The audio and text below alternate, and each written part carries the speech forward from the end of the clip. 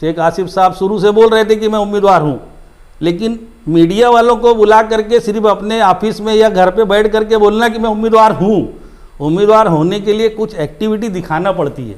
ऐसी कोई एक्टिविटी उन्होंने दिखाई नहीं। तो अब उसके बाद ये जो ड्रामा चला मौलाना उमरान साहब का, मैं जानबूझ करके लफ्ज़ ड्रामा इस्तेमाल कर रहा हूँ, क्योंकि मैंने बोला कि शेख आसिफ साहब भी उम्मीदवारी बोलते रहे, तो बोलना और बात है, उम्मीदवारी करने की तैयारी दिखाना और बात है। हम बजाय शोभाताई बच्चाओं की मुखालफत करने के, हमको उसका शुक्रिया अदा करना चाहिए कि मालेगांव धूलिया मतदार संघ के 19,95,000 लगभग 20 लाख वोटरों में हम एक कोई मोच वाला ऐसा मर्द तैयार नहीं कर सके जो सुभाष भामरे का मुकाबला करता। ये उसका एहसान है कि नासिक से आके उसने हमारी लाज रख ली, एक चूड़ी वाली ने आके हमारी लाज रख ली। अगर वो भी उम्मीदवारी करने नहीं आती तो हम हमारी इज्जत का हम किसके पास जाते। हैरान हूँ, जो भी बयान दे रहा है हमको सेकुलर उम्मीदवार को वोट देना चाहिए। अरे साफ साफ क्यों नहीं बोलते? क्या किस बात का इंतजार है? तुम्हारे पास कोई ऑप्शन है? मगर हमारे शहर के सियासी लीडरान ऐसी कलाबाजियां कर रहे हैं, मैं सोचता हूं कि हैरान हूं, दिल को रो कि पीटी जिगर को मैं। इन्हें शहर की आवाम के बारे में ये बोला जाता था कि मालेगांव की आवाम सियासत में बहुत बेदार है, मगर आज हमारे शहर के लीडरों ने तो आवाम को बिल्कुल बेवकूफ़ समझ लिया है। सुबह कुछ बोलते हैं, दोपहर को कुछ बोलते हैं, शाम को कुछ और बोलते हैं, और इनको समझता ही नहीं कि हमारे क्या बोलने से क्या नफ़ा होगा, क्या नुकसान होगा। तो जो उम्मीदवार है साफ साफ बोलना चाहिए कि यही ऑप्शन है, इसी को वोट देना है और उसके लिए काम में लगना है। जब खाली बोल बोल के क्या होने वाला है? पार्लियामेंट का इलेक्शन मई, अप्रैल और मई महीने में होना है, ये तय था। तारीखों का इंतज़ार था, जो रमज़ान महीने के शुरुआत में ही तारीखों का ऐलान हो गया और इलेक्शन शुरू हो गया।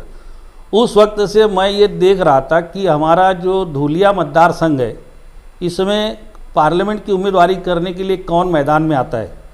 क्योंकि जब ये 2009 में ये सीट जनरल हुई, पहले मालेगांव मतदार संघ था जिसमें दिंडोरी, सुरगाना, पेट वगैरह हल्के थे, और उन सब हलकों की वजह से इसको रिज़र्व कैटेगरी में रखा गया था, जहाँ से एसटी तबके का, शेड्यूल ट्राइब का ही उम्मीदवार हो सकता था। हरिशंकर माले, जांगड़ू बांगड़ू कांदोड़े, कचरूबाबू राउत, सीताराम भोये जैसे लोग चुनकर जाते रहे। 2009 में नई हदबंदी होने की वजह से मालेगांव को धूलिया में शामिल किया गया और इस मतदार संघ का नाम धूलिया किया गया। वो जो आदिवासी था उसको दिंडोरी नाम दे करके उसमें नांदगांव वगैरह मिला दिया गया। 2009 के इलेक्शन में अमरीश भाई पटेल उम्मीदवार हुए, निहाल साहब उम्मीदवार हुए, और प्रताप दादा सोनू ने बीजेपी से उम्मीदवार थे। उस वक्त निहाल साहब की वजह से बोलो या अनिल गोटे की वजह से बोलो या किसी वजह से सेकुलर उम्मीदवार हार गया, प्रताप दादा सोनू ने चुन कर आए। अगले इलेक्शन में अमरीश पटेल ने पूरी ताकत लगाई, इलेक्शन हार गए। 2 इलेक्शन हारने के बाद अमरीश दादा पटेल ने मालेगांव वालों के साथ, धूलिया मतदार संघ वालों के साथ हाथ जोड़ लिया कि मुझे पार्लियामेंट नहीं लड़ना है। तो कुणाल पाटिल को उम्मीदवारी दी गई। ये उम्मीद थी कि अमरीश भाई पटेल गुजराती होने की वजह से शायद नई लोगों ने वोट दिया। कुणाल पाटिल मराठा उम्मीदवार है और इस इलाके में मराठों की अक्सरियत है। कांग्रेस पार्टी का उम्मीदवार है तो सेकुलर वोटों का भी सहारा है, इसलिए उम्मीद थी कि कुणाल पाटिल चुन करके आते, लेकिन कुणाल पाटिल और ज़्यादा वोटों से हार गए और उन्होंने पहले ही इलेक्शन लड़ने के बाद राम राम बोल दिया कि नहीं, मुझे अब पार्लियामेंट का इलेक्शन नहीं लड़ना है। तब उम्मीदवारी के लिए कौन सामने आएगा, ये सवाल था। तो जब उम्मीदवारी की बात थी, शेख आसिफ साहब शुरू से बोल रहे थे कि मैं उम्मीदवार हूँ, लेकिन मीडिया वालों को बुला करके सिर्फ अपने ऑफिस में या घर पे बैठ करके बोलना कि मैं उम्मीदवार हूँ, उम्मीदवार होने के लिए कुछ एक्टिविटी दिखाना पड़ती है। ऐसी कोई एक्टिविटी उन्होंने दिखाई नहीं। मुझे बताओ कि शरद पवार के पास, उनकी पार्टी के सुप्रीमो के पास, उनकी पार्टी के सदर जयंत पाटिल के पास वो टिकट मांगने कब गए? सिर्फ मीडिया वालों के सामने ख्वाहिश जाहिर कर देने से कोई उम्मीदवार नहीं होता। हम देख रहे थे कि भाई तुषार सेवाड़े का नाम आया, डॉक्टर तुषार सेवाड़े का, मगर डॉक्टर तुषार सेवाड़े ने पिछला असेंबली इलेक्शन जो था 2019 का, उस समय कांग्रेस पार्टी और शिवसेना के में डायरेक्ट मुकाबला था। दादा भूसे के सामने इनको टिकट मिला और कोई तीसरा उम्मीदवार मैदान में नहीं था। तो ऐसा था कि अगर ये ताकत से इलेक्शन लड़ते तो दादा भूसे को शिरकत हो सकती थी। बीजेपी शिवसेना के मुश्तरका उम्मीदवार थे, मगर सुनने में आ रहा है कि क्या मामला हुआ पता नहीं, वो ऐन वक्त पर इलेक्शन से माघार ले लिए। क्या मामला था मालूम नहीं। अब जो उम्मीदवार, जो आदमी असेंबली में माघारी ले लेंगे उसको पार्लियामेंट में उम्मीदवारी देंगे तो रुकेगा क्या। तीसरा नाम था श्याम सेनेर साहब का। श्याम सेनेर के ताल्लुक से मैंने मालूमात ली तो पता चला कि वो माली हालत में बहुत कमज़ोर आदमी है और 6 असेंबली हलकों में पोलिंग एजेंट वगैरह के अखराजात तो चाहिए। तो मुझे तभी से फिक्र हो गई कि 19 लाख वोटरों के हलके में 10 साल से सुभाष भामरे साहब जो है, डॉक्टर सुभाष भामरे साहब पार्लियामेंट के मेंबर होने के बावजूद कोई काबिल जिक्र कारकर्दगी नहीं है।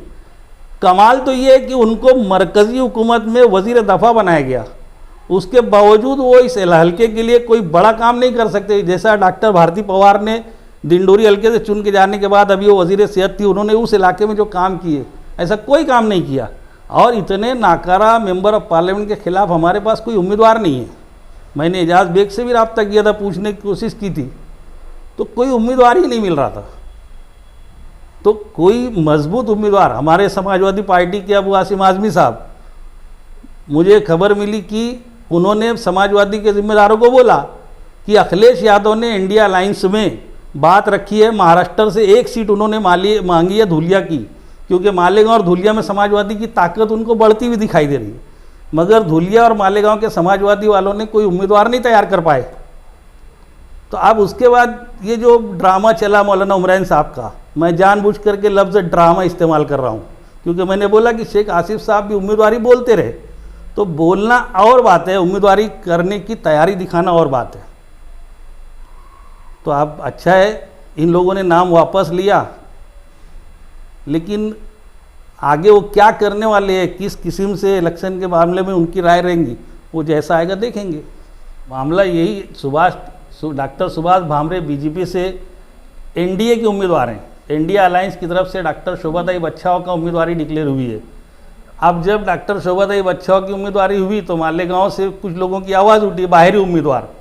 तो मैंने अभी जो तबसरा किया कि अंदरूनी उम्मीदवार हमारे पास है कहाँ। हम बजाय शोभाताई बच्छाव की मुखालफत करने के, हमको उसका शुक्रिया अदा करना चाहिए कि मालेगांव धुलिया मतदार संघ के 19,95,000 लगभग 20 लाख वोटरों में हम एक कोई मोच वाला ऐसा मर्द तैयार नहीं कर सके जो सुभाष भामरे का मुकाबला करता। ये उसका एहसान है कि नासिक से आके उसने हमारी लाज रख ली, एक चूड़ी वाली ने आके हमारी लाज रख ली। अगर वो भी उम्मीदवारी करने नहीं आती तो हम हमारी इज्जत का हम किसके पास जाते। तो हमारे पास तो कोई ऑप्शन ही नहीं है। अब मामला ऐसा है कि कल ही शेख आसिफ साहब ने उनकी मीटिंग में पूरा तेदाद पेश कर दी, मुस्लिम वोट कितने, दलित समाज के कितने, ओबीसी के कितने, मराठा के कितने। अब ये सब वोटों का समीकरण देखने के बाद हम लोगों को ये सोचना चाहिए कि ये उम्मीदवार जो है कौन चुन के आएगा, मोदी का, भाजपा का, आरएसएस का। डॉक्टर सुभाष भामरे जिसने 10 साल मौका मिलने के बाद शहर के विकास के लिए, इस मतदार संघ के विकास के लिए कुछ नहीं किया, वो चुन के आएगा, या जो एक सेकुलर और सबको लेकर चलने वाले उम्मीदवार है, पार्टियां हैं, समाजवादी है, आम आदमी पार्टी है, राष्ट्रीय जनता दल है और दीगर जो पार्टियां हैं, कांग्रेस है, राष्ट्रवादी कांग्रेस है, इन तमाम पार्टियों की जो मुश्तरका उम्मीदवार है शोभाताई बच्छाव, इनका उम्मीदवार चुन के आएगा। इनके बारे में आवाम को फैसला करना है। मैं हैरान हूँ, जो भी बयान दे रहा है हमको सेकुलर उम्मीदवार को वोट देना चाहिए। अरे साफ साफ क्यों नहीं बोलते? क्या किस बात का इंतजार है? तुम्हारे पास कोई ऑप्शन है? वंचित बहुजन अघाड़ी की तरफ से आईपीएस ऑफिसर का नाम आया अब्दुल रहमान साहब का। ऐसे ही पूना से एक नाम पिछले 2 इलेक्शन में आया था, कमाल हाशिम साहब का। पूना के है, बहुत बड़े इंजीनियर है, ऐसा है वैसा है। अब ये आईपीएस है, सुना हो कि चंपारण की पैदाइश है। तो बिहार में ऐसे बहुत सारे हल्के जहाँ पर 50-60% मुस्लिम वोट है। तुम वो अपनी रियासत में जहाँ 50-60% मुस्लिम वोट है वहाँ लड़ने नहीं गए, यहाँ कैसे आ गए? तो पूना से कमाल हाशिम को भेजा गया था, बाद में पता चला कि बीजेपी के बैनर पे कमाल हाशिम का फोटो है, तो कहीं इनका भी फोटो कहीं बाद में देखने में ना आए। तो ये तो ऑप्शन ही नहीं है ना हमारे पास। वंचित बहुजन अघाड़ी के प्रकाश अंबेडकर साहब राजकारण में महाराष्ट्र के क्या कर रहे हैं वो हम सब देख रहे हैं। तो हमारे पास कोई ऑप्शन ही नहीं है। मगर हमारे शहर के सियासी लीडरान ऐसी कलाबाजियाँ कर रहे हैं, मैं सोचता हूँ कि हैरान हूँ, दिल को रोऊँ कि पीटी जिगर को मैं। इन्हें शहर की आवाम के बारे में ये बोला जाता था कि मालेगांव की आवाम सियासत में बहुत बेदार है, मगर आज हमारे शहर के लीडरों ने तो आवाम को बिल्कुल बेवकूफ़ समझ लिया है। सुबह कुछ बोलते हैं, दोपहर को कुछ बोलते हैं, शाम को कुछ और बोलते हैं, और इनको समझता ही नहीं कि हमारे क्या बोलने से क्या नफ़ा होगा, क्या नुकसान होगा। तो जो उम्मीदवार है साफ साफ बोलना चाहिए कि यही ऑप्शन है, इसी को वोट देना है और उसके लिए काम में लगना है। जब खाली बोल बोल के क्या होने वाला है।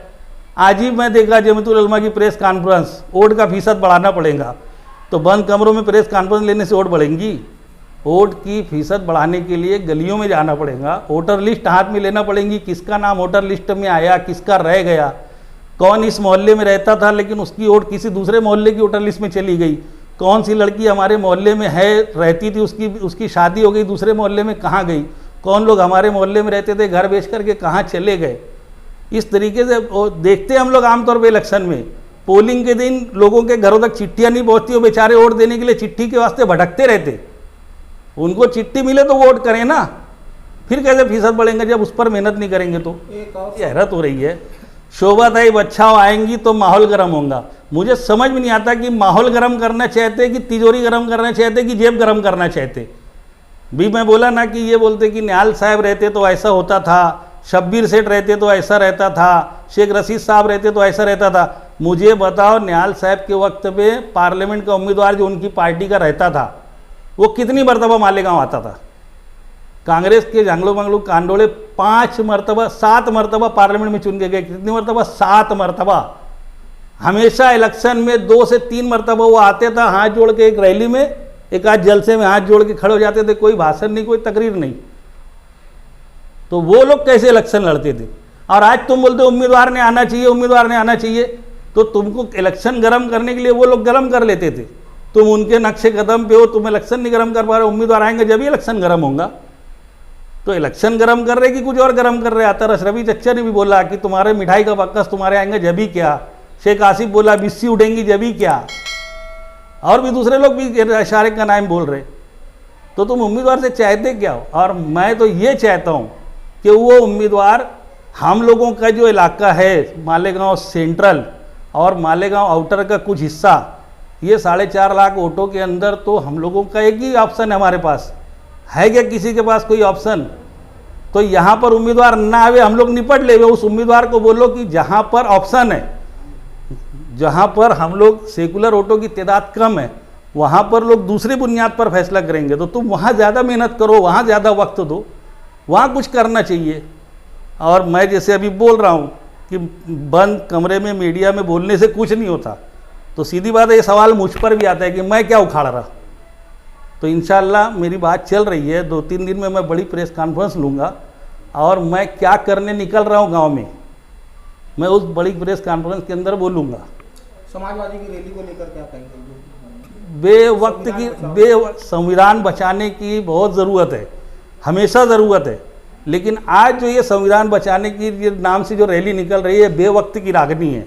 मैं कतई आज के हालात में इलेक्शन ही माहौल है, तुम ऐसी रैली निकालोगे वहाँ कोई गलत नारा लग जावे, उसका रिएक्शन हो जावे। आज जो देहातों में और जो आउटर के दूसरे मतदार संघ में मैं देख रहा हूँ गैर मुस्लिम तबके में, कि वो लोग आज 10 साल से सुभाष भामरे ने कोई काम नहीं किया, मोदी की सरकार ने किसानों के लिए कोई अच्छा काम नहीं किया, किसान कर्जदार है, नौजवानों को रोजगार नहीं, इन सब मुद्दों पर वो गैर मुस्लिम सोच रहे हैं।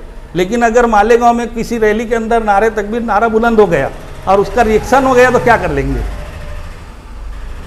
कोई बोल सकता है क्या? अब वहाँ नमाज पढ़ने के वहाँ एक ने झंडा लहरा दिया तो तुम्हारी रैली में कुछ नहीं होगा। तो ये बेवक्त की रागनी है, ये मेरे समझ से आज वो वक्त नहीं था। रैलियाँ वगैरह तो हम 5 साल करते रहते, आज इलेक्शन का वक्त है। उसका बेहतर जवाब यही था कि हम लोग वोटरों के पास जावें, यादी पर काम करें, बूथ वाइज हम लोग काम काज फैलाना चाहिए। वक्त कम है, हमको उस पर काम करना चाहिए। रैली और जलसे जुलूस की बजाय अमलन गली मोहल्ले में काम करने की ज़रूरत है। मीडिया में बहुत हाईलाइट होने के लिए सब करने की ज़रूरत नहीं है।